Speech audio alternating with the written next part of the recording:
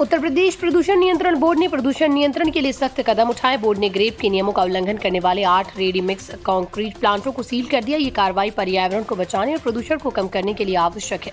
प्रदूषण की बढ़ती समस्या के बीच यूपीपीसीबी ने इसे गंभीरता से लेते हुए नियमों के उल्लंघन पर कड़ा रवैया अपनाया। इसके अलावा लोनी में एक आरएमसी प्लांट पर 50,000 रुपए का जुर्माना भी लगाया गया और इसकी रिपोर्ट एसडीएम को भेजी।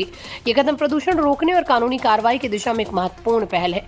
ग्रेप के तहत प्रदूषण नियंत्रण के कड़े नियम बनाए गए, जिनका पालन सभी औद्योगिक इकाइयों को करना अनिवार्य है। यूपीपीसीबी ने जांच के दौरान पाया कि 8 आरएमसी प्लांटों ने इन नियमों का उल्लंघन किया। आरएमसी प्लांटों से निकलने वाले कंक्रीट और धूल वातावरण में प्रदूषण फैलाते हैं, जिससे आसपास के लोगों और पर्यावरण को नुकसान पहुंचता है। नियमों का उल्लंघन करते पाए जाने पर बोर्ड ने इन प्लांटों को तत्काल प्रभाव से सील कर दिया, ताकि प्रदूषण की मात्रा को कम किया जा सके और भविष्य में ऐसे उल्लंघन न हो।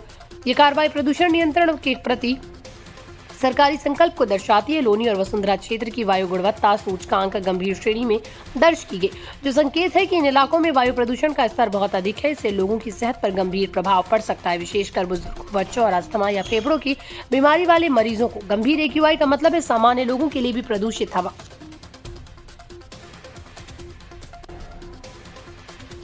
गंभीर एक्यूआई का मतलब सामान्य लोगों के लिए भी प्रदूषित हवा सांस लेने में समस्या उत्पन्न कर सकती है। यूपीपीसीबी ने स्थानीय प्रशासन और जनता से मिलकर प्रदूषण को कम करने के लिए सजगता बरतने की अपील की है।